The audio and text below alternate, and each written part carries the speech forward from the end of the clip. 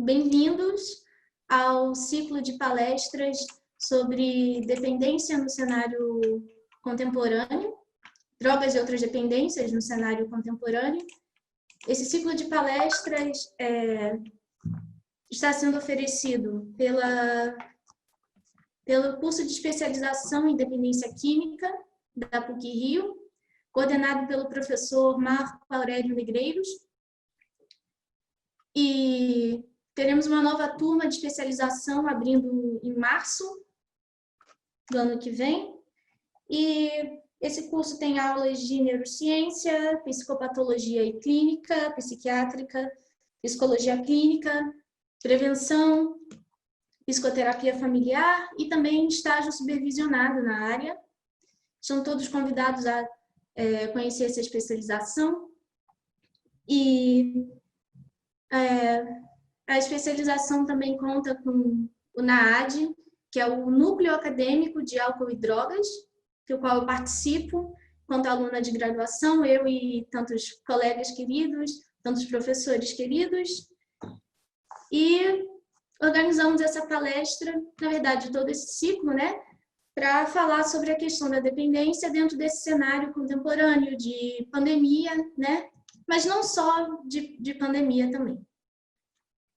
Falar sobre o tema em suas diversas facetas. Por exemplo, no sábado passado estávamos falando sobre compulsão alimentar e hoje mais tarde também teremos, às 14h, teremos uma outra palestra sobre o conceito psicodinâmico de dependência. Mas, para essa palestra aqui de agora, nós convidamos a professora Adriana Lipiani e a professora Júlia Reis para conversar um pouco sobre o recurso à droga na neurose e na psicose.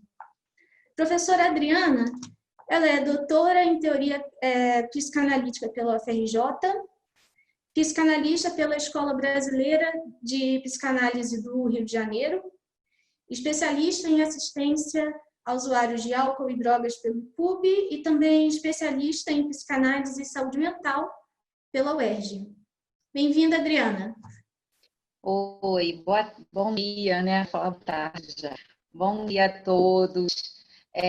Obrigada por todos que estão aqui, como a Nina falou, nessa manhã chuvosa, né? Que a nossa manhã seja produtiva e que todos possam apreciar as informações, os conteúdos que eu e Júlia vamos passar aqui. Primeiramente, obrigada pelo convite do professor Marco Aurélio para estar compondo esse ciclo de palestras, tão importante nesse momento da pandemia. Foi uma estratégia que a gente teve para passando conteúdo para vocês, e junto com uma grande amiga, Júlia Reis, psicanalista, e vamos lá. Então, como a Ana já... Oi. Não, Adriana, deixa eu só terminar de apresentar aqui, e aí a gente sim. já começa. Tá, já pode começar.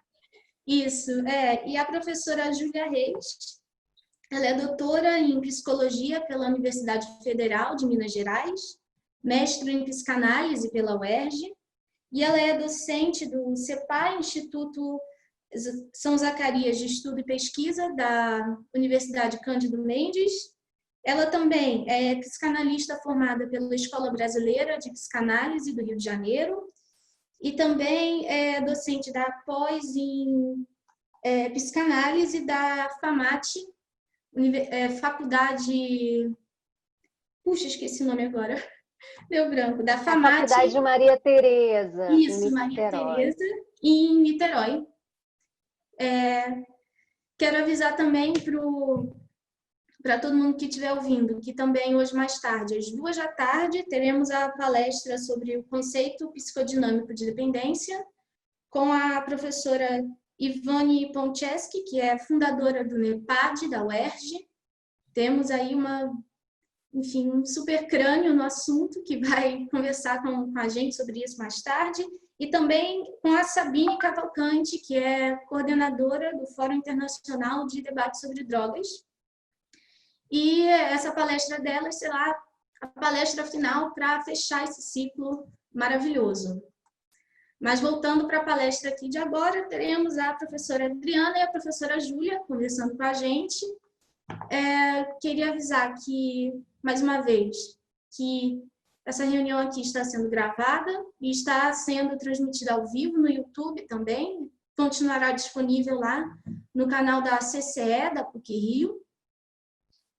E, enquanto as professoras forem falando, vocês podem fazer as perguntas pelo chat, que eu vou recolher algumas e, na hora das perguntas, faltando mais ou menos meia hora para terminar nosso encontro, vamos abrir para as perguntas e peço que, por favor, façam as perguntas pelo chat mesmo e peço que mutem os microfones de vocês. Acho que já está automaticamente mutado, mas caso não esteja, por favor, mutem que agora nós vamos começar.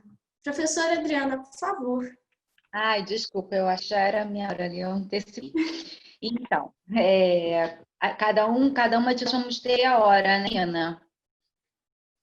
Tá, vamos lá. Então, como eu já agradeci ao Marco Aurélio para estar participando desse ciclo de palestras, é uma ferramenta importante para estar divulgando nosso curso, nossa especialização, que ano que vem a gente já recebe novos alunos.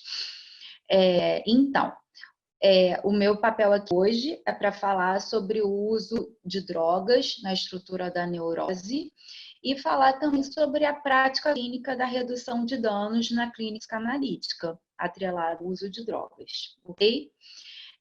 Para isso, eu organizei a minha palestra numa parte teórica e uma parte clínica.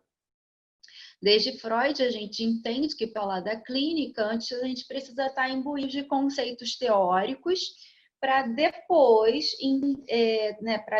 falar, se apoiar, imbuído de conceitos teóricos, para que a gente possa se apoiar para a direção de tratamento clínica. Então, primeiro, eu vou falar de alguns conceitos psicanalíticos, tais como o Édipo, a castração, o supereu, a angústia, e para, no segundo momento, falar sobre a prática clínica na redução de danos do uso de drogas, ok? Vamos lá, então, a parte teórica. Em primeiro lugar, sobre a lógica da psicanálise, a gente entende que a localização psíquica do uso da droga é um recurso que o sujeito encontra para tentar fornecer tratamento à sua angústia. Dito de outro modo, a gente pode entender a droga como um tipo de medicamento que o sujeito se utiliza com o objetivo de tentar buscar apaziguar o mal-estar que abate em seu corpo e é sentido sob forma de angústia, tá?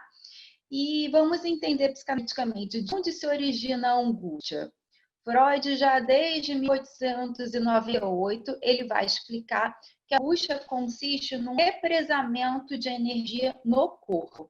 Trata-se de uma cota de libido localizada no corpo que, devido ao fato de não encontrar nenhuma conexão psíquica e não receber nenhum tratamento das leis do inconsciente, tal como as produções de formação de sintoma, como isso, fica presa no corpo, sentida no sujeito como angústia, tá bom? Como um sujeito neurótico, no decorrer da sua constituição psíquica, pode encontrar ferramentas simbólicas para fornecer tratamento à angústia. Tais ferramentas, elas são produzidas no período do complexo de Édipo, momento que acontece na terna infância do sujeito, mediante a relação que ele estabelece com seus pais. Contudo, no que tange à clínica do usuário de drogas, a gente deve dar destaque o complexo de Édipo, a investigação de como acontece o processo da castração para cada sujeito. A investigação de castração para nós é importante, pois será o sucesso da vivência da castração simbólica que vai determinar ao sujeito em sua vida adulta que este consiga lidar com situações que provoquem angústia. Angústias estas que geralmente se apresentam em situações subjetivas, tais como frustrações, perdas, lutos e conflitos existenciais, tá? Para ilustrar como acontece o processo de castração bem-sucedido, eu vou adotar aqui a teoria do complexo de Édipo, de Lacan. Lacan retoma o Édipo de Freud e formula o Édipo em 3 tempos lógicos, dando destaque à figura do pai, que será o agente da castração. É o pai que deve castrar o seu filho. Vamos ver como isso acontece. Então, Nina, estão dizendo que o áudio está saindo cortado. Vocês querem que eu tente sair e entrar pelo celular para ver se melhora? Eu não sei se isso pode ser uma alternativa, tá? Tem gente dizendo que tem para algumas pessoas que está ótimo e para outros estão cortado. Então, não sei. Você pode tentar falar um pouquinho mais devagar também? Porque Tá bom. às vezes isso melhora também. Tá bom. Então, vou retomar para eu explicar como acontece um processo de castração bem sucedido. Eu vou botar aqui a teoria complexa de Édipo, de Lacan. Lacan retoma o Édipo de Freud e formula ele em 3 tempos lógicos, dando destaque à figura do pai. É o pai quem vai criar o seu filho, certo? Vejamos então como que isso acontece. Trata-se, o primeiro tempo do Édipo trata do momento da amamentação. Aqui, apenas no primeiro tempo do Édipo, apenas mãe bebê. O B é que complementa a mãe. O áudio está continuando cortado. Eu não sei se no celular vai melhorar. Eita, pois é. Eu posso tentar aqui usar. Eu estou no tablet, eu posso sair e entrar pelo celular, mas quem sabe. Mas tem gente que me escuta bem. Então, o primeiro tempo do Édipo trata-se da amamentação. Aqui é apenas mãe e bebê, certo? O bebê vive no paraíso de engodo com a mãe e o bebê tem a sensação que é o que complementa essa mãe. Logo, o bebê ele nesse momento do primeiro tempo do Édipo, ele está no lugar do falo da mãe. Verdade, se os participantes ligarem as câmeras, fica melhor. Isso é uma ferramenta importante, eu estou vendo aqui. Muito me atrapalha. Quem quiser tirar as imagens, vocês vão escutar o áudio melhor, tá? Ok. Então, pelo momento do Édipo é a amamentação. Aqui a mãe e o bebê vivem em paraíso de engodo. O bebê acha que é o que completa a mãe. E o bebê, nesse momento, é o falo da mãe. Contudo, esse primeiro tempo, ele termina com a entrada de um terceiro elemento, que é o pai. O que antes era paraíso de engodo para o bebê percebe que o desejo da mãe começa a se voltar para uma outra pessoa. O desejo da mãe antes era só voltar para o bebê, nesse momento volta-se ao pai. Né? O bebê percebe que perde terreno, perde terreno para o pai. É nesse momento que se estabelece a lei do pai. É nesse momento que começa o processo da castração. Mas a castração, ela só se finaliza no terceiro tempo do Édipo. Por quê? O terceiro tempo do Édipo, quando antes, no segundo tempo, no primeiro tempo, o bebê era o falo, no segundo tempo, o pai se torna falo. Né? E o terceiro tempo, o pai precisa se manter em posse desse falo para que a castração seja... Estão pedindo aqui para eu entrar pelo celular. Eu vou tentar, tá, gente? Então, eu vou sair daqui e vou entrar. Que pena. Como é que eu saio? Sair da reunião. Pequeno probleminha técnico, mas que será resolvido em menos de 2 minutos. Esperamos, né? Só a professora Adriana voltar.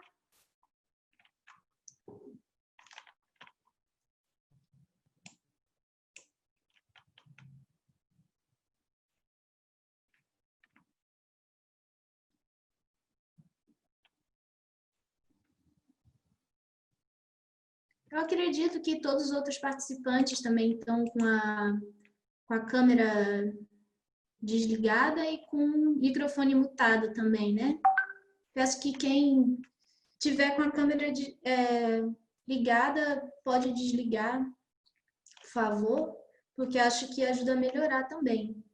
Mas eu acho que quando entra na reunião já fica com o microfone e o vídeo desligado automaticamente. Mas quem tiver com o vídeo ligado pode desligar, que não tem problema e acho que até melhora a conexão.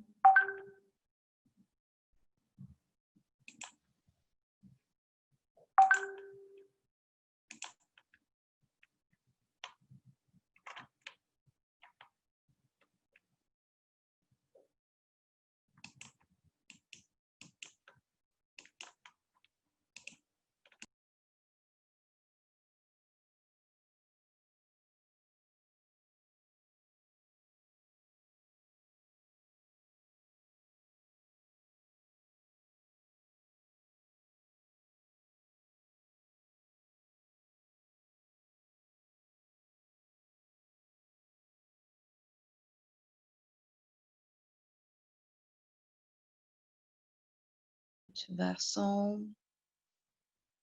Ativei aqui. Pronto. Parece que a gente teve um problema maior aqui de conexão, que a professora Adriana acabou de me avisar. Professora Amiga, se você se sentir confortável de tomar a partir daqui e fazer sua fala antes da Adriana, eu acho que a gente pode continuar com você. O que você acha? Eu já estou aqui, eu posso continuar. Ah, ótimo. Então, por favor. Vamos ver se pelo celular agora a coisa melhora, se Deus quiser, porque eu estava no tablet, tá? Então, ai, que bom, o áudio ficou melhor. Então, gente, estava falando desculpa, a gente deve ter perdido aí uns 5 minutos. Eu estava falando para a gente entender como se dá a questão da castração, que a castração é o conceito psicanalítico pelo qual a gente vai entender que o sujeito vai conseguir lidar com frustrações, com perdas, com conflitos existenciais na vida adulta.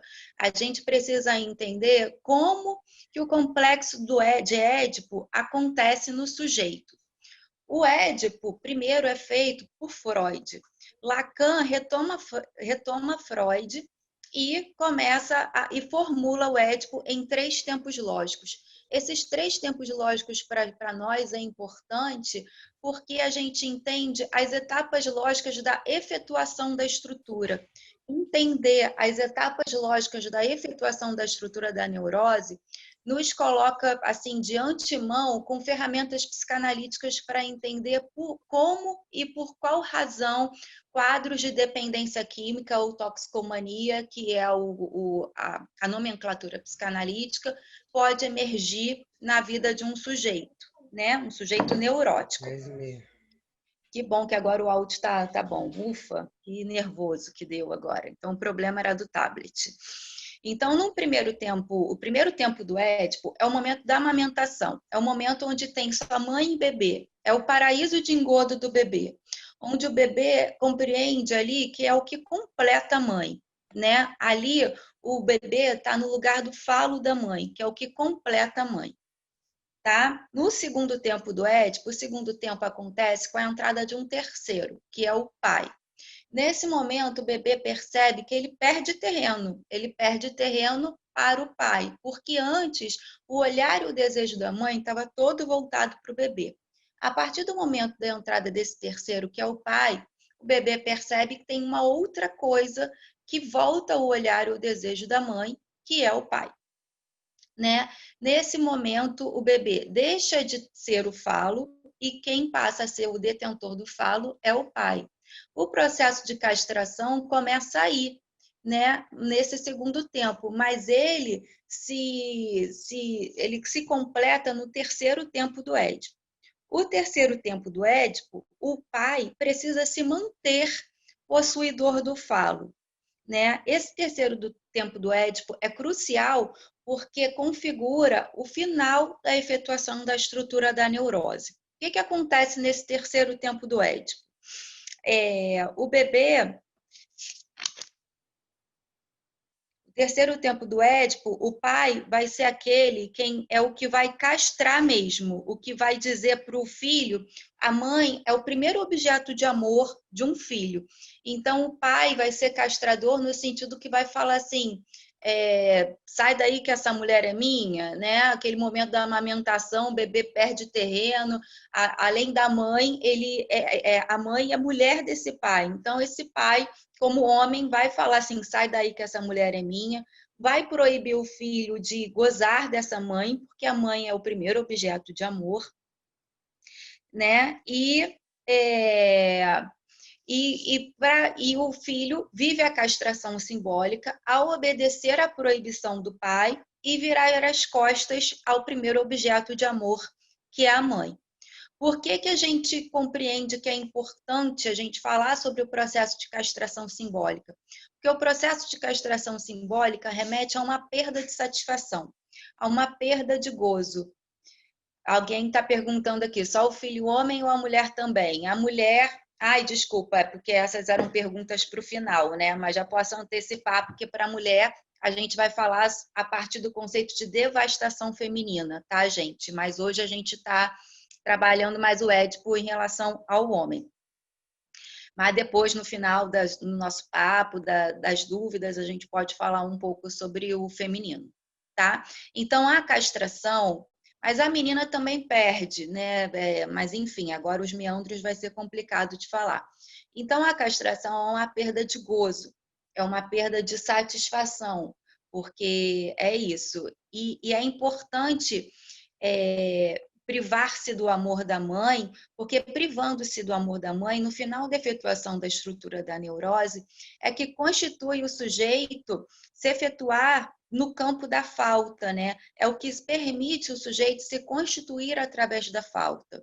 E lembrando que a gente falou antes, que vivendo a castração de forma bem-sucedida, estando no campo da falta, se inscrevendo no campo da falta, é o que vai permitir ao sujeito, na vida adulta, que consiga lidar melhor com situações que lhe causem angústia, que seriam as frustrações, as perdas, os lutos, os conflitos existenciais, etc. Além disso, é importante nesse terceiro tempo do Édipo também ressaltar uma determinada situação, que ao proibir que o menino goze da mãe, né, ao proibir e o menino aceitar essa proibição e virar as costas, há uma moeda de dois lados. Há uma proibição, uma negação de um lado, mas há uma positivação do outro, na medida em que, na sua vida adulta, essa proibição no Édipo é o que vai permitir que o homem consiga viver parcerias amorosas e gozar de outras mulheres em sua vida adulta e, assim, viver o amor, né? Ok. Então, nesse sentido, a castração ela é estrutural. A castração simbólica é o que vai permitir que a efetuação da estrutura da neurose alcance o seu fim, que se complete. De modo contrário, pensando nos três tempos lógicos do Édipo e pensando no conceito de gradações diagnósticas no campo da neurose, quando a castração ocorre de forma frágil, quando a função paterna acontece de forma débil, ao invés do sujeito conseguir passar pelos três tempos do Édipo, ele fica amalgamado, engessado no primeiro tempo do Édipo, que é o momento da amamentação do bebê. Quando o sujeito fica amalgamado nesse primeiro tempo lógico que corresponde à amamentação do bebê, o que a gente espera na vida adulta é a emergência de uma forma de funcionamento pulsional, de satisfação pulsional, que seja orientada de uma maneira autoerótica e mortífera. Pensar nessa configuração de sujeitos que ficam amalgamados no primeiro tempo do Édipo nos permite entender uma das causalidades psíquicas que explicam os primórdios psíquicos da emergência de quadros de dependência química e de toxicomania. né? Podemos pensar, por exemplo, os da Cracolândia, de usuários de crack, que ficam ali só imbuídos naquele gozo da droga, sem participação do outro, uma forma de satisfação pulsional que se dá de maneira autoerótica, né? E bem mortífera. Ok. Para continuar compreendendo como que se dá essa questão do Édipo, quais seriam os tipos clínicos de pai e de mãe que não contribuiriam para um processo de castração bem-sucedido? Então, do lado do pai, a gente poderia pensar o pai ditador, um pai erotizado, um pai cruel, um pai autoritário, um pai ausente, né? Do lado da mãe, a mãe sufocadora, uma mãe erotizada também, uma mãe completamente controladora, invasora ou ausente. Esses seriam os tipos de mãe e de pai de que a relação estabelecida no decorrer do Édipo de uma criança vai provocar uma dificuldade que o sujeito consiga perpassar os 3 tempos do Édipo. E nisso, quando as pessoas estavam perguntando, mas só do menino? Para a menina também, tá? Porque no caso das meninas, a gente tem que pensar, a explicação teórica se dá mais pela questão do supereu materno, a questão da devastação feminina, tá bom? Então, tais figuras maternas e paternas, na maioria das vezes, acarretam ao sujeito que esses se tornem refém do supereu. Então, primeiro a gente falou do conceito de castração, e agora a gente vai falar um pouquinho do conceito, a gente fala um pouco do conceito de Édipo, atrelado à castração, atrelado à angústia, e agora a gente vai falar do conceito de supereu. Supereu é um conceito muito importante para estudar o uso de drogas na neurose. Por quê? Porque o supereu é a instância psíquica que se forma no final do complexo de Édipo e que vem a ser o representante da pulsão de morte, né? E da própria angústia. Dito de outro modo, quando a função paterna e a castração acontecem de forma frágil, quem ganha terreno na satisfação pulsional é o supereu. Só que o problema é que o supereu, por ser representante da pulsão de morte e da angústia, é o que vai levar o sujeito sempre ao pior. Então, vai levar o sujeito sempre ao pior. Novamente, mesmo daquela forma que eu falei do amalgamento do primeiro tempo do Édipo, é a mesma coisa. Esse amalgamento do primeiro tempo do Édipo, a gente pode acoplar um alto índice do supereu que vai levar, na forma de satisfação pulsional, uma forma de satisfação pulsional orientada de um modo bem autoerótico e bem mortífero, tá? Nesse caso, supereu, quando a gente falou dos tipos clínicos de pai e de mãe, o supereu, nesse caso, atuará constantemente e ferozmente sobre o sujeito, sendo a representação dos efeitos psíquicos advindos da relação edípica dos tipos de pai e de mãe que a gente assinalou anteriormente, ok? E, assim, para entender um pouquinho mais do conceito de supereu, vale dizer que a passagem do Édipo e a constituição do próprio sujeito é sempre feito numa ambivalência do amor e do ódio. Então, como o supereu ele é formado no final do Édipo, ele é constituído nada mais, nada menos que a internalização do ódio pelos pais. Então, se a gente compreende que o supereu se consiste na internalização do ódio pelos pais, a gente entende também o motivo pelo qual o supereu vai vir a ser o representante da pulsão de morte, da pulsão de destruição, porque que ele vai ter um caráter sádico, cruel e etc. Tá bom? Então, assim, entendendo, quanto mais débil for a função paterna, quanto mais débil for o processo de castração para tratar a angústia, para tratar as pulsões, maior vai ser a força do supereu sobre o sujeito em seu caráter sádico e cruel. Então, aqui a gente pode passar para a parte clínica, tá? Que eu disse que a minha fala ia ter uma parte teórica e outra clínica. Então, seguindo, vamos falar agora de redução de danos.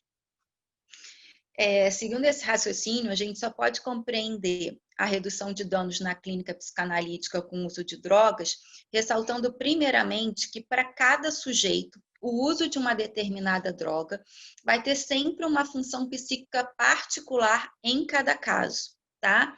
Então, a gente tem que entender a particularidade de cada caso e entender que para cada sujeito, aquela droga vai ter uma função específica.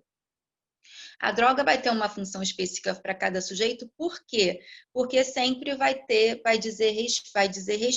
diz respeito ao édipo de cada um, né? O sujeito usa a droga como uma forma de tentar se defender de uma angústia que emerge em consequência da relação infantil que cada sujeito teve com seu pai e com a sua mãe.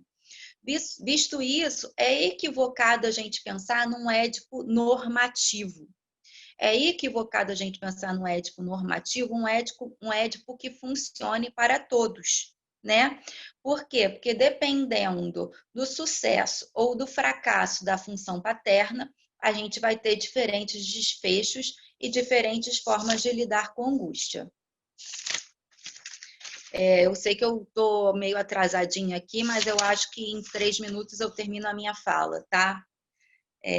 Por isso, a gente tem que entender que a psicanálise, ela não trata a droga. A droga, ela não precisa de tratamento. A gente trata o sujeito, essa frase é muito importante, gente. A gente trata o sujeito que é tomado por um sofrimento psíquico que é anterior à droga. Né? Sob essa lógica, a psicanálise acredita que, na maioria dos casos, é difícil a gente obter êxito apenas com a retirada da droga abrupta, a retirada abrupta da droga. Por quê? Porque a gente entende que antes se faz necessário investigar e tratar o sofrimento psíquico que impulsiona o sujeito à droga, né? Então, a gente tem que trabalhar algo prévio, o que faz o sujeito ir à droga. E como que a gente faz isso, né? E aí, resumidamente, aí quem tiver dúvida, a gente pode falar na terceira parte. Como que a gente trata e investiga essas causalidades psíquicas do uso da droga? Primeiro, convidando o sujeito a falar da sua infância, em busca de identificar e tratar pontos de relação com a mãe e com o pai que promovem angústia, o sujeito. Né? Então, botar o sujeito para falar e tentar investigar os pontos da relação do sujeito com o pai e com a mãe na infância que provocam angústia e que, na maioria das vezes, total, são reatualizados, seja nas parcerias reatualizado na vida adulta, seja nas parcerias amorosas, seja no trabalho, seja com os amigos, né? Então é importante identificar esses pontos de angústia relacionados ao édipo que se reatualizam na vida adulta em diversos pontos de ação do sujeito. E, paralelamente, botar o sujeito para falar e investigar as falas dos pais e do pai e da mãe, que seriam falas que colocariam um sujeito refém ao super-eu sádico e cruel. Que falas seriam essas? Falas do tipo: você não serve para nada, você é um bosta, você não saiu como esperado, você é gorda, e assim vai. Analisar essas falas é crucial na medida em que a psicanálise sustenta que um sujeito é constituído a partir dos ditos do outro. O sujeito é constituído a partir dos ditos do outro. Então, nesse sentido, é importantíssimo a gente escutar do sujeito as falas que constituíram ele, as falas que vieram de pai e de mãe. Qual o tratamento da psicanálise, ele se baseia a partir de quais conceitos? Os conceitos psicanalíticos que Lacan forjou, que são os conceitos de alienação e separação. Num primeiro momento, o sujeito chega alienado a essas falas. Ele chega alienado no sentido de tomar essas falas no sentido de verdade absoluta. O papel do analista, ele é de interrogar essas falas, e a partir do momento de interrogar, o sujeito também consegue interrogar e se separar dessa verdade absoluta, falando assim, poxa, eu não sirvo para nada, não sirvo, não sei o quê, e nesse sentido vai apaziguando o super-eu. Ok? Então, para caminhar para o final, mais um minutinho. Então, a aposta clínica sobre a lógica da redução de danos é que, junto ao analista, via transferência, o sujeito consiga, aos poucos, por isso que redução de danos, gente. A gente não tira, a gente não acredita que tirar a droga abruptamente funcione, porque a gente tem que tratar a causa que faz o sujeito utilizar a droga. Então, a aposta clínica, pela lógica da redução de danos, é que, junto ao analista, via transferência, o sujeito consiga, aos poucos, ir construindo soluções e saídas singulares que lhe permita ir montando um dique de contenção contra a angústia que advém do Édipo, tá? Em outras palavras, na medida em que o sujeito ir conseguindo produzir ferramentas simbólicas que lhe proteja de situações que provoquem angústia a eles, tá? Gradativamente o sujeito vai necessitando cada vez menos do uso da droga e gradativamente vai utilizando a droga de uma maneira menos mortífera e menos alterótica, podendo incluir aí parcerias amorosas, né? Vivendo no campo do amor. Logo, assim, para finalizar, a redução de danos em psicanálise aplicada a pacientes usuários de droga consiste em acolher o sofrimento psíquico do sujeito, que tem a ver com a história de vida dele, e nesse, né, a tentar tratar o super-eu, tentar apaziguar a angústia. E nesse sentido, a função do analista, a gente entende que a função do analista é fazer emergir a função paterna que vinha defasada desde o Édipo, fazendo como? Fornecendo um espaço de fala ao sujeito, onde o sujeito, junto ao analista, vá conseguindo promover suas próprias ferramentas para saber lidar aos poucos com a sua própria dor do existir. É isso, Nina. Desculpa aí, gente, eu atrasei 10 minutos, mas no final acho que vai dar tudo certo. Ai, ai. Vendo, Adriana. Todo mundo aqui está elogiando sua explicação, muito interessante. Já temos até algumas perguntas que eu já anotei aqui para serem feitas mais tarde, mas elas perguntam muito da questão dos casos mais graves, né? E eu acho que justamente a professora Júlia pode falar um pouco mais sobre isso também, que é a questão da psicose.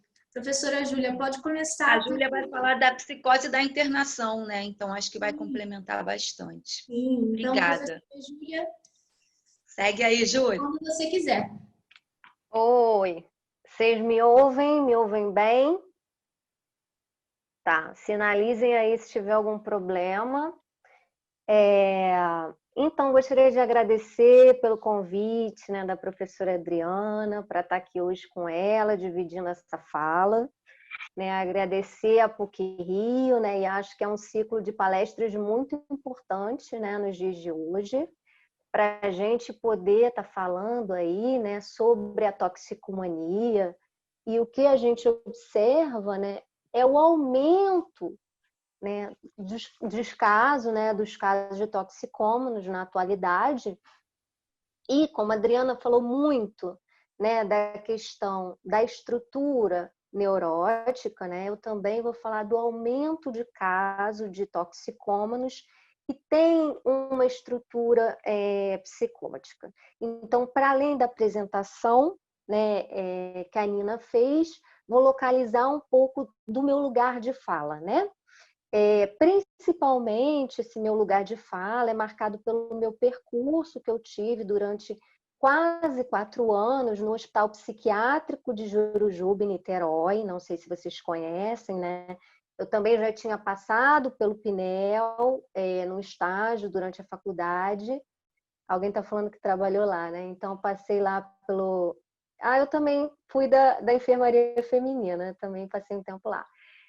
E lá no hospital psiquiátrico, né, a gente tinha muitos pacientes que faziam uso de drogas, né? Então, lá tínhamos pacientes graves, né? Pacientes psicóticos que faziam uso de drogas e também tínhamos uma enfermaria para sujeitos usuários de drogas, que é o SAD.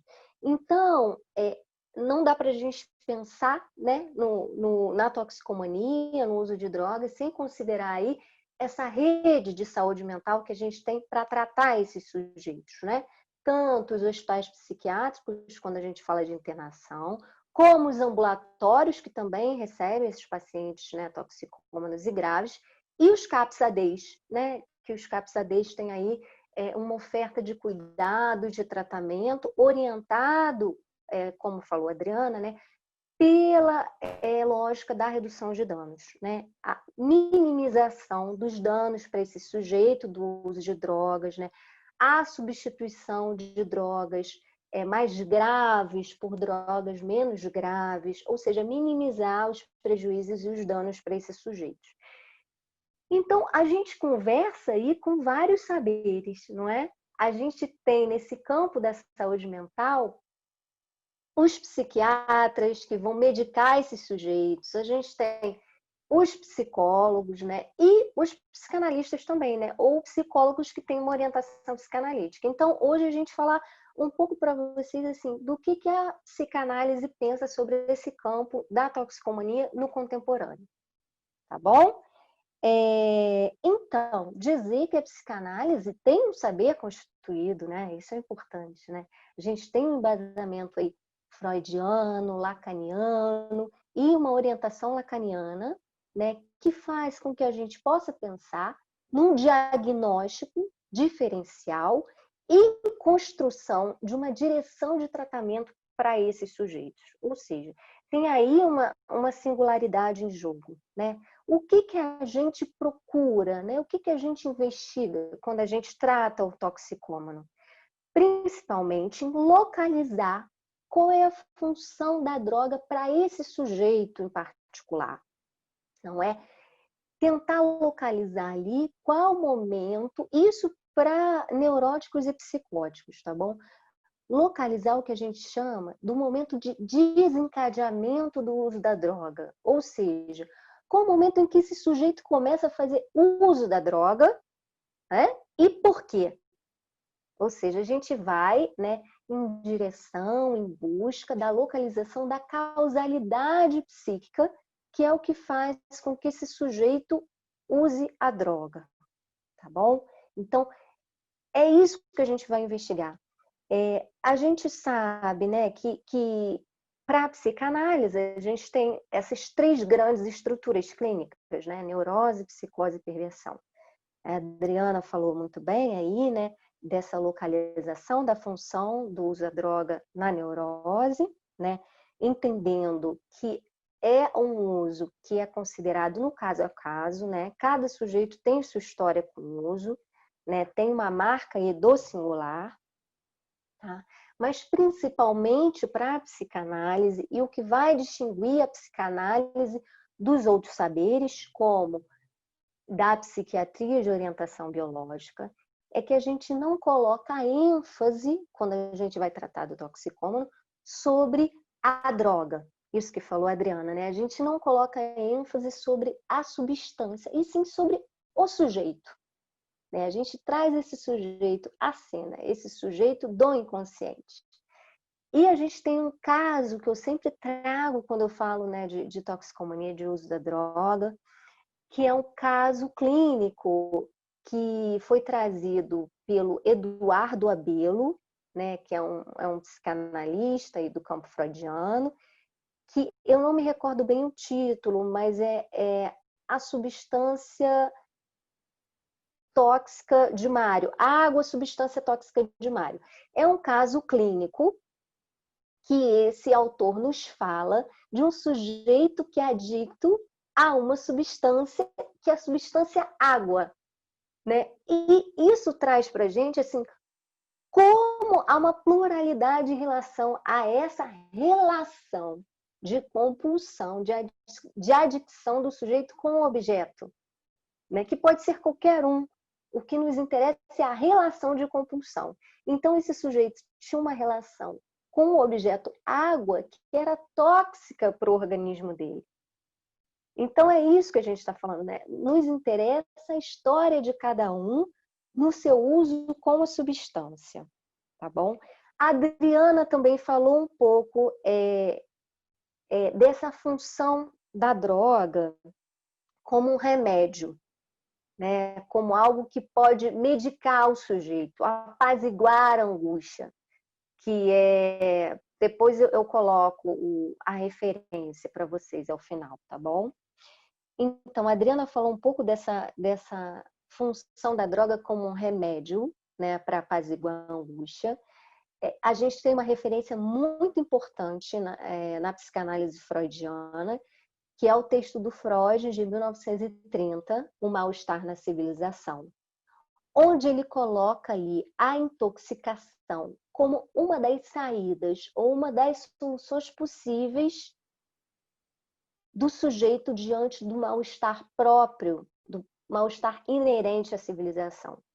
Então, Freud coloca ali a droga como uma solução, como algo que medica essa angústia própria do mal-estar. Mas nesse mesmo texto, Freud nos dá um contraponto a isso, ou seja, a droga não tem só essa função, né, como algo que medica, que apazigua o gozo, ou o mal-estar, ou a angústia.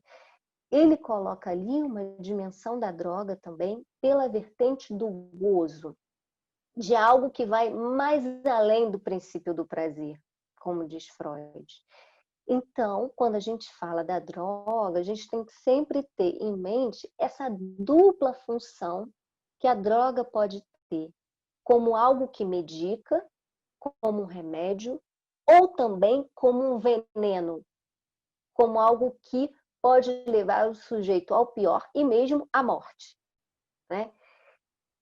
A gente utiliza, né, uma palavra para nomear essa dupla função da droga, né, que é a função de farmacon. Né? Farmacon comporta essas duas dimensões do uso da droga. A droga como algo que medica ou algo como aquilo que envenena ou pode mesmo levar o sujeito à morte. Então, é isso, né?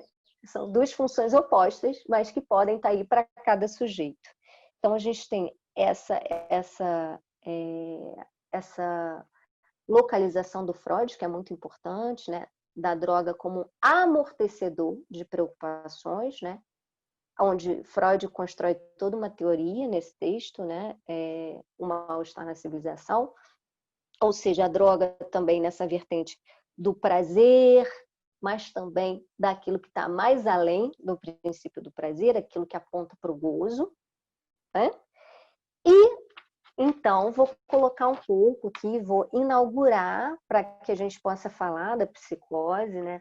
Uma formulação que também é muito importante do ensino do Lacan, né? Que é uma formulação que ele faz em 1975, em que ele coloca ali a definição da droga como, ele diz, a droga é aquilo que permite o sujeito romper com o gozo fálico. Ou seja, ele coloca ali uma vertente, então, da droga como uma ruptura, né? Como alguma coisa que permite o sujeito romper com o gozo fálico, né? E que isso prescinde, ou seja, não faz uma passagem pelo outro do significante, onde o sujeito, nessa relação com a droga, não quer se haver com a castração, né? Fica ali no campo de um curto-circuito da fantasia, um curto-circuito pulsional e de uma satisfação autoerótica. É isso um pouco que a Adriana falou, né? O sujeito, nessa relação com a droga, rompe com o outro, com as suas parcerias amorosas, com o laço com o outro, em prol de uma relação única com a droga. E isso, assim, é o que a gente vê no contemporâneo, né? Sujeitos que fazem essas rupturas, né? Com o seu próprio trabalho, né? Com suas relações familiares, com o laço social de modo geral.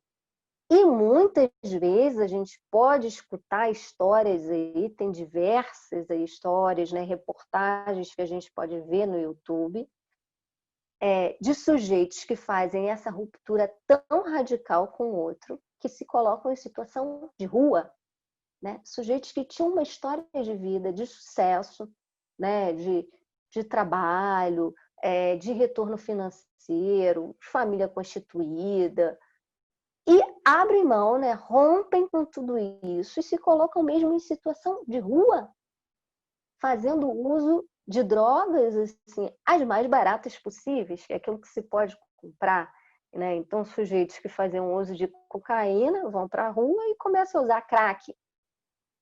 E a gente sabe todo esse valor, né, um valor social que o crack carrega, né? Porque o crack é o resto da cocaína.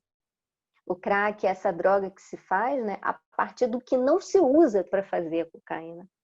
Por isso que é uma droga tão barata, né? E é associada essa questão da rua, né, de um lugar mais de objeto, de resto. Então, o crack carrega, né, todo esse valor aí social em relação a isso.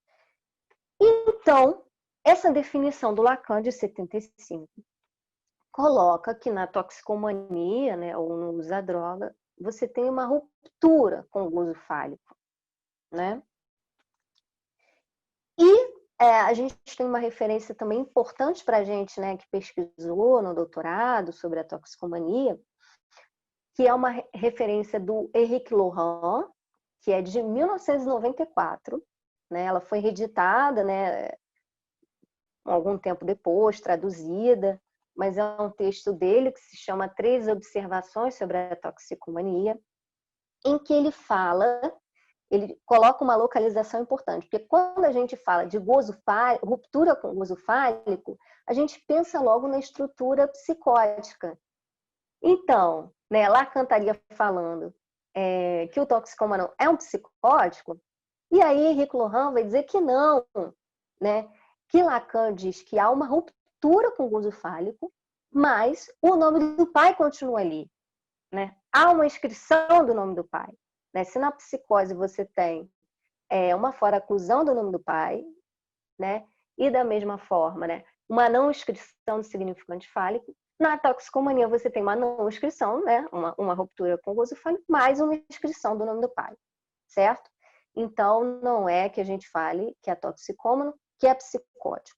A gente tem que entender que o recurso à droga está aí nas diferentes estruturas, tá bom? Então, a gente tem o recurso à droga, né, na neurose, na psicose, na perversão.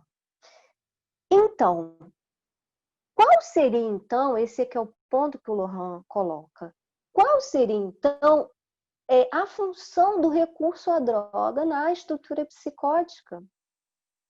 Né? A gente pode entender que essa tese do Lacan valeria, então, para a psicose? Como?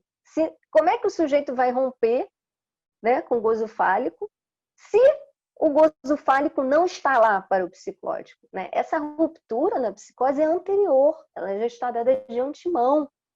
Então, essa tese do Lacan, né, é insuficiente para a gente pensar a psicose, é o que pontua Henrique Laurent nesse texto, tá bom? Então, o que acontece na psicose, né? A gente sabe, então, como eu falei, né, que na psicose não há uma inscrição do nome do pai nem do significante fálico, né? Acontece aí que o psicótico, como diz Lacan, né, tem o inconsciente a céu aberto, né? Ele está aí num campo da desorganização, né? A não ser o psicótico estabilizado, e a gente vai falar desse campo da estabilização. Mas o psicótico, né, desencadeado, ele está aí invadido, né, pelo grande outro, né? Porque, como disse a Adriana, né, para o neurótico você tem a inscrição do pai, para o psicótico esse pai não está escrito, ele se coloca como invasivo para o sujeito.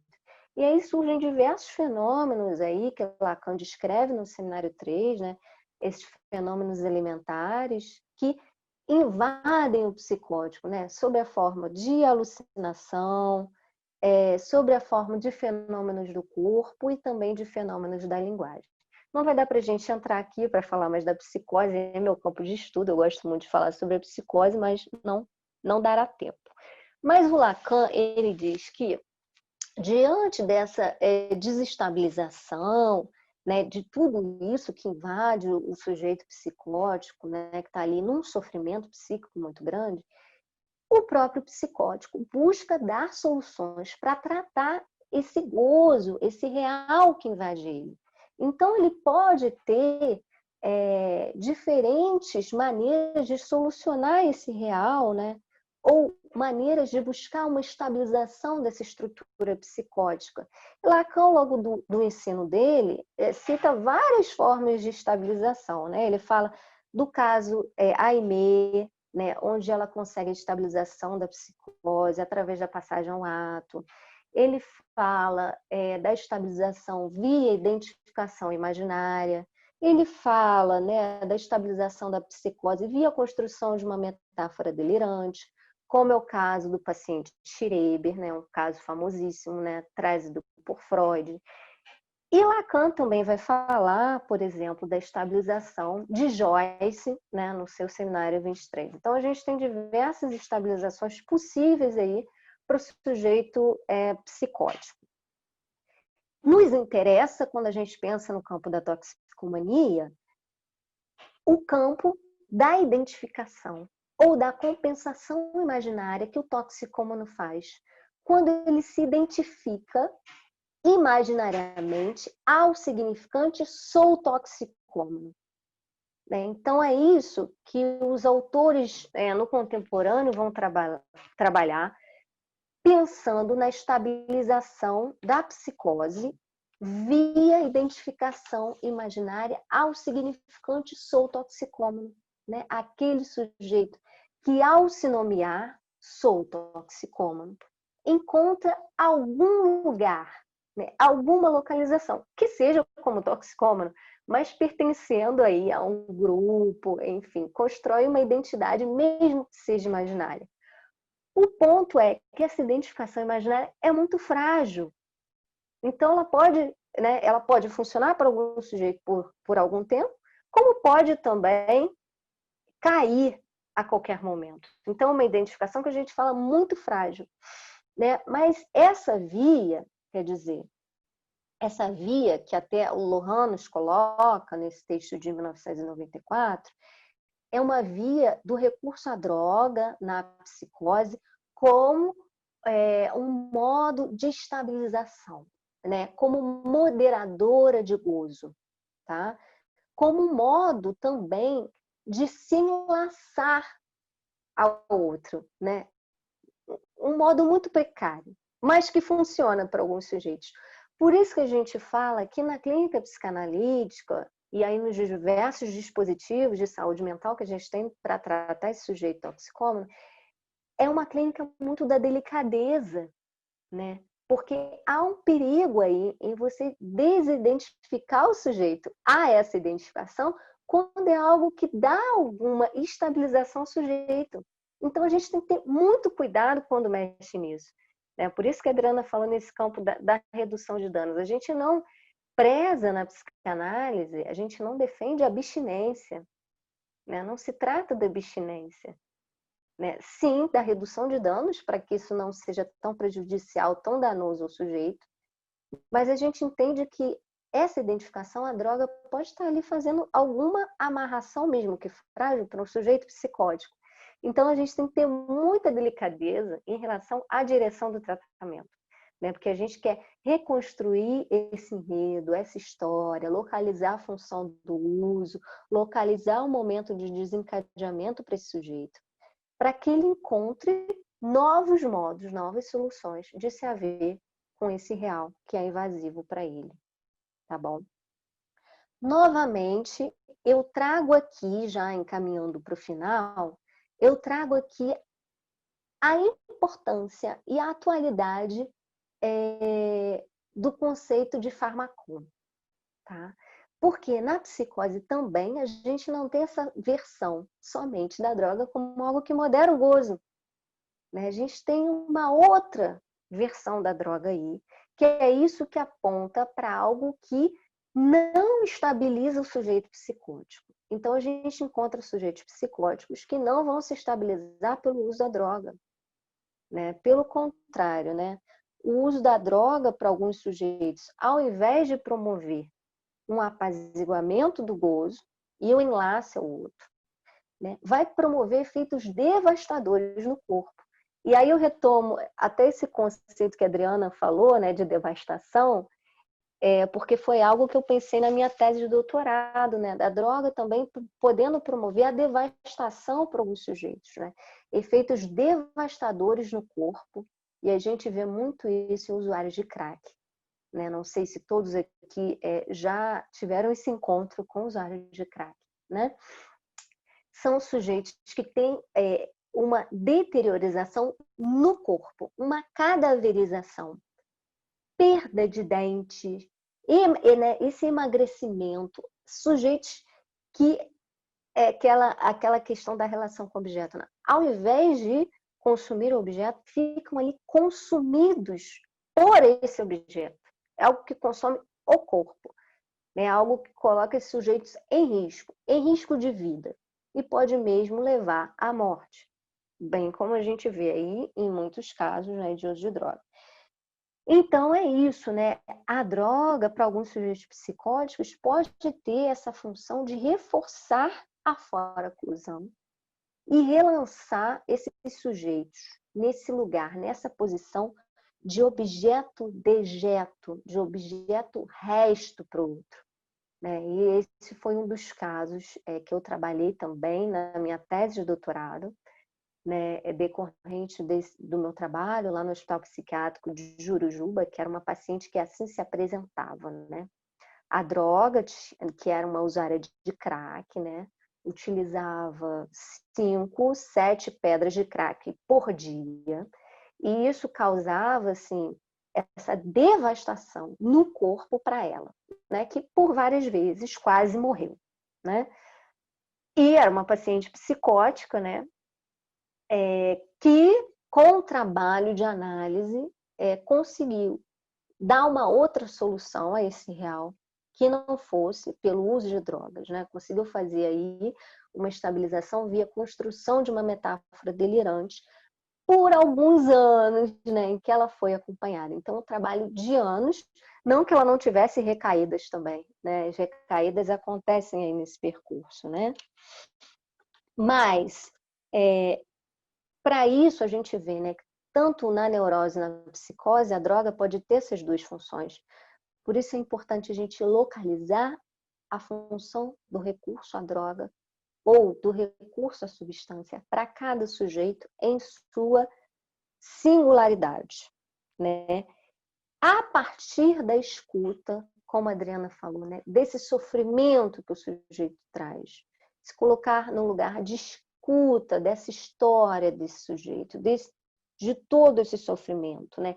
Pensando sempre, né, no estabelecimento para a gente em psicanálise de um diagnóstico diferencial estrutural, principalmente entre neurose e psicose, e na construção de um projeto terapêutico, né, de uma direção de tratamento para cada sujeito, para que ele possa, né, sair desse campo, né, da identificação imaginária e significante, né, ou de um campo do uso que é mais devastador para esse sujeito, a fim de que ele possa, né, se enlaçar novamente ao outro social. E muitas vezes ele faz isso a partir do analista, né, a partir dessa relação transferencial que se constrói em análise, né, para que ele possa se enlaçar então novamente ao outro social e construir novas soluções, né, novas amarrações, novos modos de lidar com esse real, que não seja pela droga, né? Porque a droga tem esses efeitos muito prejudiciais, muito danosos aos sujeitos. Então, a gente pensa, né, em psicanálise justamente, né, a importância do sujeito de retomada desses laços sociais, né? Para que ele saia desse campo do uso da droga e pense com o analista, né? O analista na clínica da psicose, nesse lugar, como nos disse Lacan, de secretário do psicótico, auxiliando o sujeito a fazer novas construções, né? Para que ele saia desse campo, né? Desse sofrimento psíquico aí, muito, muito devastador, né? De muito sofrimento, né? E possa continuar a sua vida aí, né? Com outras relações e mais apaziguado. Tá bom, gente? É isso que eu tinha para transmitir hoje. Vamos escutar as dúvidas aí.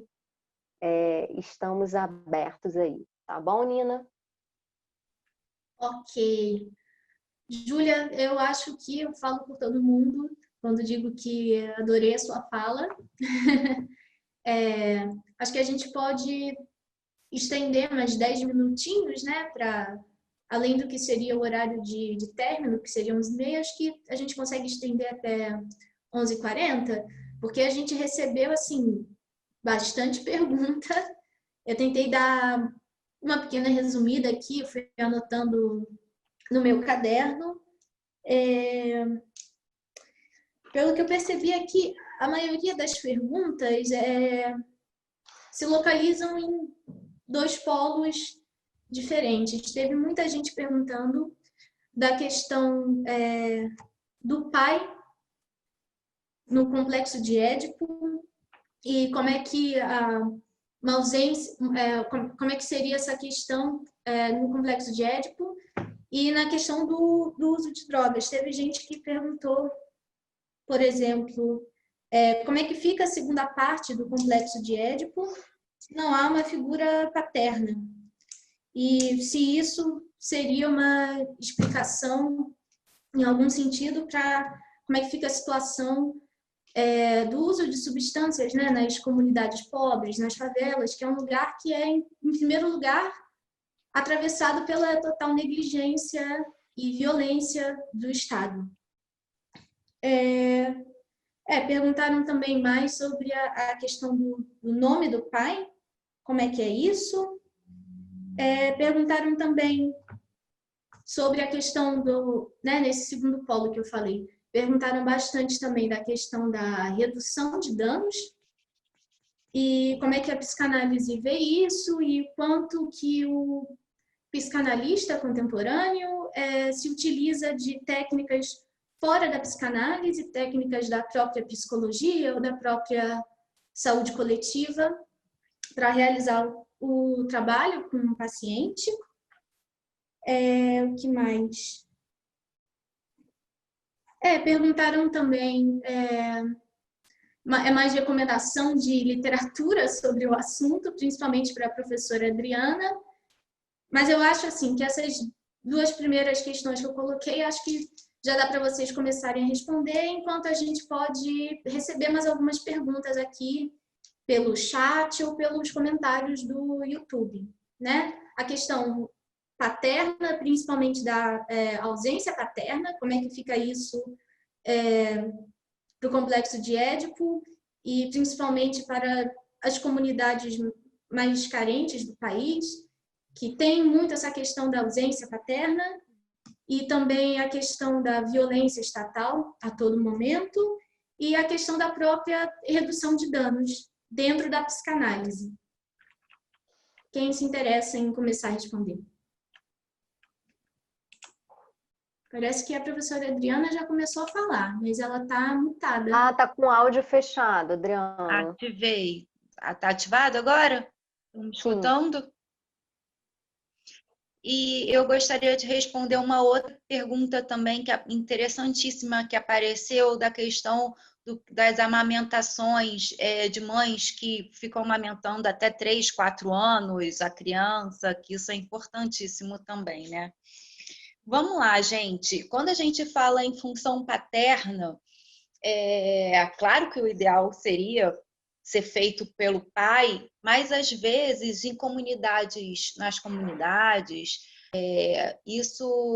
A função paterna, em primeiro lugar, quando o pai não está presente, essa função paterna pode ser feita por um tio, pode ser feito por um avô, e também pode ser feito, na maioria das vezes, em comunidades terapêuticas, pelas próprias instituições de ONGs, né? As ONGs, elas estão lá e os sujeitos podem se identificar bastante com um professor de arte, com um professor de judô. Às vezes, os professores, eles se colocam nesse lugar de regular, de tratar, de equilibrar, né? Então, quando não é um tio, quando não é um avô, pode ser um professor ou uma professora, né? Porque a função paterna é algo que ajuda o sujeito a tentar o que não recebeu, né, assim, nesse papel de castrador, no sentido de regular as pulsões. A pergunta sobre redução de danos em psicanálise, se a gente pode usar outras ferramentas que não seja a psicanálise. Eu acho que o que eu posso dizer é que com pacientes usuários de droga, e também eu faço isso com qualquer tipo de paciente, mas principalmente com os pacientes usuários de droga, às vezes chegam com uma dificuldade muito grande de falar sobre si, né, onde o sujeito do inconsciente ainda está muito apagado. É necessário que o analista esteja mais presente, que ele fale mais, que ele não fique não fique no mutismo, né? Não fique no aham. É preciso que esteja mais presente, que tenha minimamente algum afeto ali. E em relação à pergunta sobre a amamentação, de que às vezes as mães amamentam até os 3, 4 anos, isso é das causalidades psíquicas também, de acentuar uma oralidade nas crianças, que pode desencadear na vida adulta quadros de abuso ou dependência química. Psicanaliticamente falando, quando essas mães têm muita dificuldade de tirar a criança do peito, isso fala sobre duas coisas. A dificuldade da mãe, às vezes, de lidar com a educação mesmo da criança, que criança dá trabalho, criança, às vezes, a criança está berrando, ao invés da mãe conseguir conversar com a criança, mete a criança no peito e a criança para de chorar. E também, paralelamente, há uma falta de um homem que exerça a função paterna, daquela coisa do segundo tempo para o terceiro tempo do Édipo, de falar assim, mulher, chega, tira esse filho desse peito, assim, né? É um absurdo isso. Então, tem alguém, uma falha, uma ausência que corte isso. Nina, respondi. Tá. Agora vamos lá. Então, muitas perguntas estão surgindo aí, depois a Nina traz para a gente, para também não. Se fizer muita pergunta, a gente acaba esquecendo, né? Eu anotei algumas coisas aqui. Sobre essa questão paterna, é isso que a Adriana falou, né? É uma função paterna, né? Lacan, quando ele faz essa retomada do complexo de Édipo de Freud, ele reescreve sobre a forma da metáfora paterna, né? E ele diz ali de uma função, é uma função paterna, né? Que pode ou não ser exercida pelo pai, né? Pode ser exercida por outras figuras aí, né? Que façam essa função de dar algum limite para esse sujeito, como a Adriana falou, né? Alguma regulação a esse gozo ou essas pulsões, e que também funcione como suporte identificatório, né? Sem suporte identificatório, como é que o sujeito se orienta aí na vida, né? Então tem essa questão da orientação, né? Do sujeito estar orientado por um ideal. Em relação ao Estado, né, as políticas, né, a gente pode pensar, né, as políticas, né, as situações que esses sujeitos se encontram em comunidades, é certamente muito difícil, né? Mas a gente sabe que o uso de drogas está para todos os sujeitos, né, independente de classe social, né? E também o uso de objeto, como eu falei, né? Muitos sujeitos aí que trabalhavam bem-sucedidos acabam se colocando em situação de rua, né, virando usuários de crack. Então, logicamente, né, a gente precisa ter muito mais investimentos, né, na educação, na saúde, para possibilitar uma aproximação desse sujeito ao tratamento, né? Alguém falou aí sobre a dificuldade do usuário, né, de reconhecer que precisa ser cuidado, que precisa ser tratado, e aí eu chamo a atenção de um trabalho muito bacana, que é o trabalho do pessoal do consultório de rua, que vai até a esses sujeitos que estão em situação de rua, usando. Né? É um trabalho muito bonito, muito bacana, de muita coragem até, né? Se aproximar desses sujeitos que estão tão identificados nesse lugar de resto, de dejeto, né? Que tem todo um preconceito, um julgamento moral. Né? Muitas pessoas utilizam esse julgamento moral quando falam do toxicômano, do usuário de drogas, como aquele que não tem caráter, que não tem vontade, mas é uma doença psíquica, né, que precisa de tratamento. Então a gente tem que escutar isso, né? Essa equipe, né, do consultório de rua tem um trabalho muito importante em relação a isso. A gente não vai obrigar ninguém a se tratar, mas vai dizer que a gente está ali enquanto uma presença disposto a escutar esse sofrimento, do que o sujeito quiser falar, do que ele puder falar. Que, aliás, Júlia, só para complementar, vocês colocam no YouTube consultório de rua, redução de danos, tem uns vídeos lá maravilhosos, vale a pena. Só isso. Você já tinha terminado? É que eu só queria complementar. Já. Eu não anotei, eu só consegui anotar isso, por isso que eu falei que às vezes eu me perco, mas a Nina ajuda a gente. Então, tivemos mais algumas perguntas aqui. Ainda pensando a questão da redução de danos, o pessoal está bastante interessado em saber qual é a interface da redução de danos com a psicanálise e também o quanto que o psicanalista contemporâneo vai se utilizar de técnicas e de conhecimentos fora da psicanálise. A gente também recebeu uma pergunta que meio provocativa até, que é no sentido seguinte: se a redução de danos, em alguns casos, não faria o próprio uso de drogas se prolongar por mais tempo, e se a busca pelas explicações, né, diagnósticas, estruturais, na infância, durante o processo de análise, se isso também não contribuiria para um prolongamento de um uso abusivo de substâncias. E também perguntaram um pouco mais cedo, né, se a droga amplifica a psicose no sentido de distanciar o sujeito da realidade. Que mais também?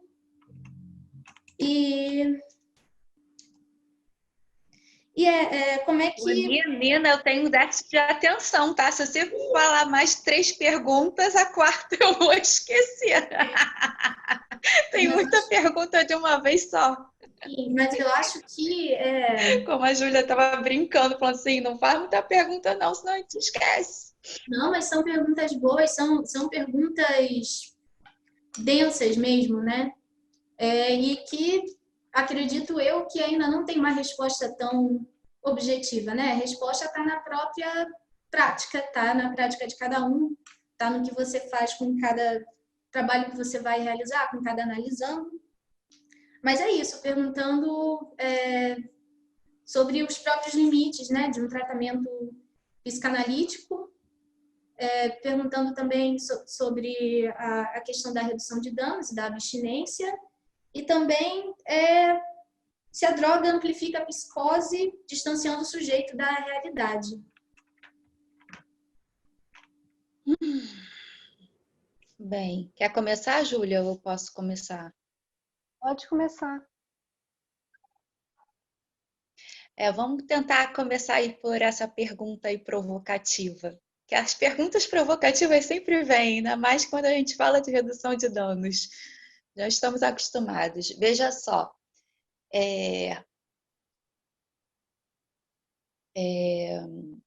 no congresso do ano passado, que teve um congresso no nosso auditório, que todo ano a gente tem a gente faz um congresso exatamente para promover o curso. E como esse ano, por conta da pandemia, não foi possível o congresso, o professor Marco Aurélio teve a ótima ideia de promover esse ciclo de palestras, exatamente para a gente estar podendo transmitir conteúdo de boa qualidade como uma outra ferramenta virtual.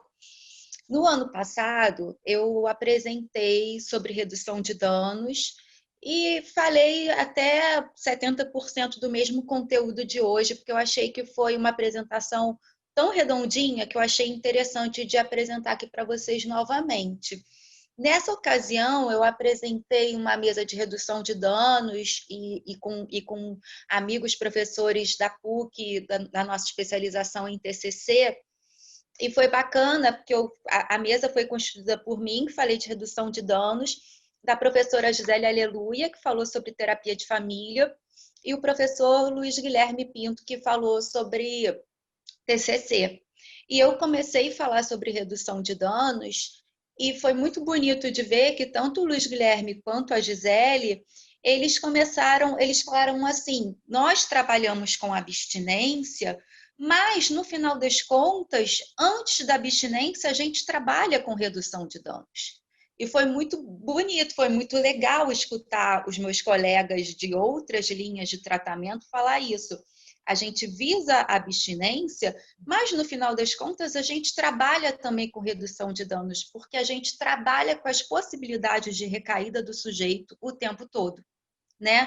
Então, tem a linha de tratamento da psicanálise, tem TCC, tem da familiar, e todos nós, de maneiras diferenciadas, com conceitos diferenciados, eu acho que todos nós, tanto da TCC quanto da psicanálise, de maneiras diferenciadas, a gente trata o sujeito, né? Então, eu acho que é equivocado dizer que a redução de danos acentua o uso da droga. Pode sim, na medida em que você vai colocando o sujeito para falar sobre situações que lhe causam dor, no sentido de, quando alguém nunca fez análise na vida, às vezes nunca entrou em contato em falar em voz alta e escutar situações da vida dele que é difícil pra caramba. Então, num primeiro momento, pode ser que conforme a pessoa vai entrando em contato com a sua própria história, com traumas, né, mesmo que o analista esteja todo devagarzinho, indo pela beirada, né, que eu brinco da metáfora da sopa quente, que a gente não vai com a colher no meio da sopa, a gente vai pelas beiradas. Pode ser que no início do tratamento a angústia seja um pouquinho maior e o uso da água aumente um pouquinho. Mas isso é apenas um momento. O que a gente espera, o que a gente verifica é que conforme a gente vai tratando esse sofrimento psíquico, conforme o sujeito vai se apropriando da sua própria história, como a Ju falou, conforme ele vai identificando os agentes pelos quais eles se identificam, as pessoas pelas quais elas se apoiam, né, para fazer esse contraponto de tratamento do supereu, como a gente falou em outros termos lacanianos, tratamento do real, e alavancando isso que é identificatório, que regula as ações, que dá uma regulação, que dá um equilíbrio, aos poucos, gradativamente, conforme a gente vai tratando desse sofrimento, tratando, como a Júlia falou, de desencadeia, a ideia é que o uso como medicamento, como apaziguamento, vai diminuindo. Júlia, complementa aí, me ajuda. Eu acho que foi ótima a tua fala, né? Eu acho que é isso, né? A gente trabalhar com a redução de danos é pensar no que causa menos prejuízo para aquele sujeito, né? É isso, a gente quer que os sujeitos vivam, estejam vivos, né? E a gente sabe quanto esse uso da droga que não é regulado pode levar o sujeito à morte. Né? Então a gente vai na contramão da pulsão de morte, vai na contramão da pulsão de morte, que a gente sempre quer a vida. Mas a gente não coloca como prerrogativa do tratamento ou como condição de tratamento que ele seja, né, abstinente, que ele esteja abstinente. Isso não é condição de tratamento. a gente vai receber esse sujeito, do jeito que ele puder vir. Porque muitas vezes é isso que afasta o sujeito do tratamento. Que o sujeito fala, eu não consigo parar. Né? Se eu tiver que parar para ir, eu não vou. Então, eu prefiro ficar aqui no uso. Então, é a gente acolher esse sujeito, né? Pensando, né, na relação que cada um tem com esse objeto. Em relação à pergunta da droga, né, se a droga amplifica, né, a psicose, distanciando o sujeito da realidade, gente, isso estava lá, né, nas formulações do Freud de 1930, onde ele coloca a droga como uma solução, mas ele fala, estejamos muito atentos, né, ao modo como esse sujeito usa a droga, se ele colocar o gozo antes da cautela, né, porque pode ter como contrapartida um afastamento do sujeito da realidade. Está lá em Freud, leiam, né, página 86, que a gente leu muito isso, né, Adriana? Então é isso, né? A droga tem sempre, né, no horizonte afastar o sujeito da realidade se ela se coloca de um modo compulsivo, não regulado para esse sujeito. Há sempre esse perigo, né? Tem muitos sujeitos que falam, eu não tenho problema com a droga, né? Eu consigo controlar o uso. Então, esse é o ponto, né? Ao invés de consumir a droga, o sujeito ser consumido pela droga, né? E isso levar o sujeito ao pior. Esse é que é o ponto. E eu lembrei, Júlia, que você estava falando da psicose em relação à necessidade da identificação, que a identificação vem a regular de um caso de um paciente psicótico que é atendido pelo caso Raul Seixas. E por algum momento, por algum problema ali da própria configuração do sistema de saúde, né, o bairro dele não era ele ser atendido pelo CAPS Raul Seixas, tinha que ser um CAPS AD outro. E ele falou, não, eu preciso ser atendido pelo CAPS Raul Seixas, porque ele estava preso à identificação do Raul Seixas. O Raul Seixas é importante para ele, né? Então, a psicanálise trabalha com insignificantes, trabalha com identificação. E quando a Júlia falou da particularidade de cada caso, o psicótico ali, esse paciente, estava identificado ao significante Raul. O Raul Seixas ia dar dele. Né? Outro CAPS-AD com outro nome, Marcélia não sei o quê, não ia adiantar. Não, era o Raul que queria. Né? E como é importante e escutar falando isso, um pouquinho né, mais sobre os vídeos do consultório de rua, e falando da redução de danos, o consultório de rua, tal como a Júlia falou, com moradores de rua, são os agentes do consultório de rua que conseguem promover a entrada dos moradores de rua às instituições de saúde, né? Os trabalhadores do consultório de rua que conseguem, de alguma maneira, dar o direito a esses moradores que eles já têm, né? Às vezes os moradores acham que não podem chegar numa unidade base de saúde para cuidar de uma febre, cuidar de uma ferida, e os trabalhadores do consultório de rua falam assim, não, você tem esse direito, e pega pelo braço e vai lá. Né? São os trabalhadores do consultório de rua que às vezes encaminham esses moradores de rua para a escola, para um abrigo, né? Então, tudo isso é como a Júlia está dizendo, de atenuar os prejuízos da droga. Quando se dá escola, quando se dá moradia, quando se dá assistência médica, esses sujeitos automaticamente vão encontrando um lugar subjetivo diferente que, consequentemente, vai diminuindo a necessidade do uso da droga para cada caso clínico. É isso. Mais perguntas, Nina? Olha, eu acho que vocês conseguiram cobrir aí a maior parte temática, né, das perguntas que a gente foi recebendo.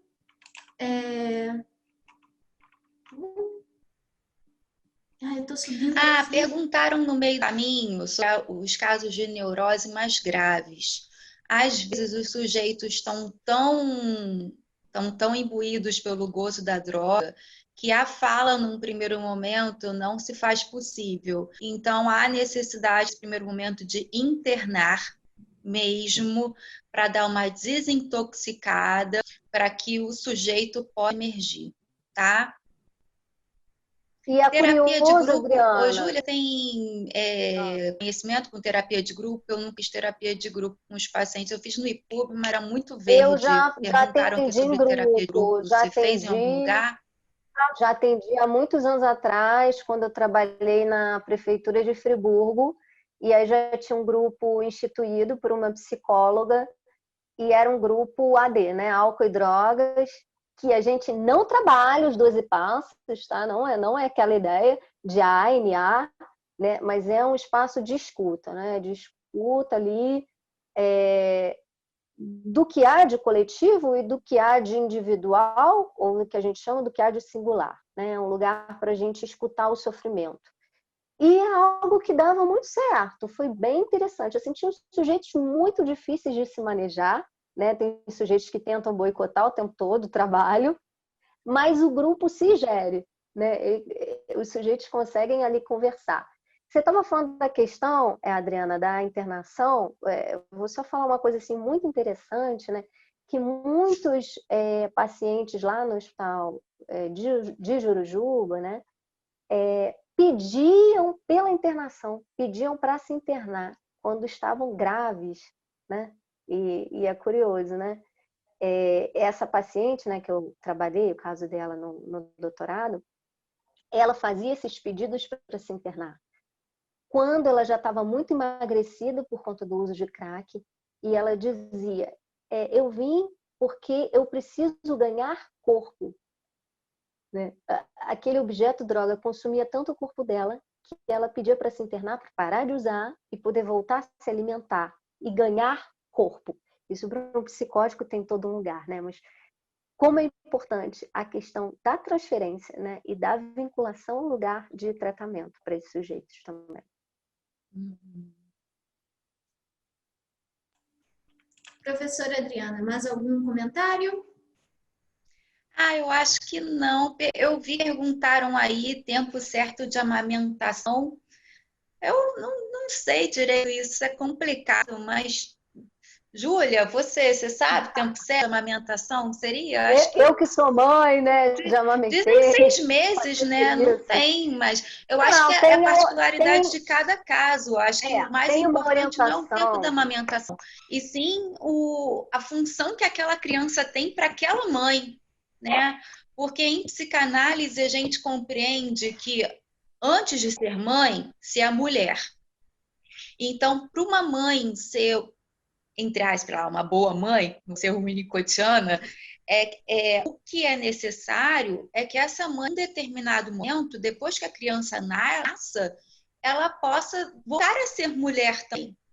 O problema maior é quando a mulher se torna mãe e continua mãe ad eterno, né?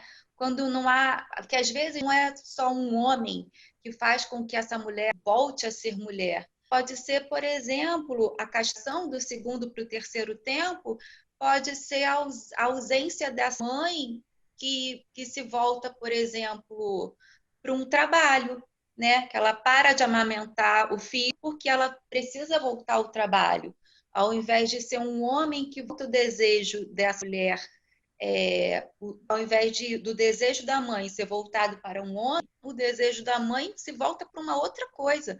Essa outra coisa pode ser o trabalho, né? Então, o mais importante não é uma questão do tempo da amamentação, e sim do sucesso da mãe conseguir, além de mãe, voltar a mulher.